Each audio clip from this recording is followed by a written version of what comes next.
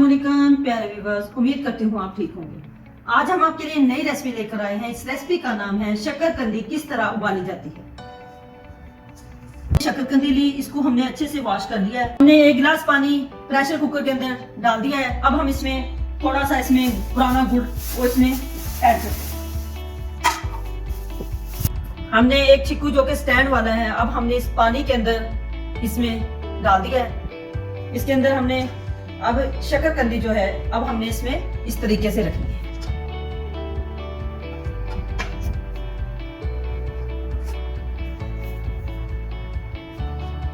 हमने चिक्कू के अंदर शकरकंदी रख दी है। अब हम इसमें स्टीम प्रेशर कुकर के अंदर सिर्फ 4 मिनट हमने इसको स्टीम करना है।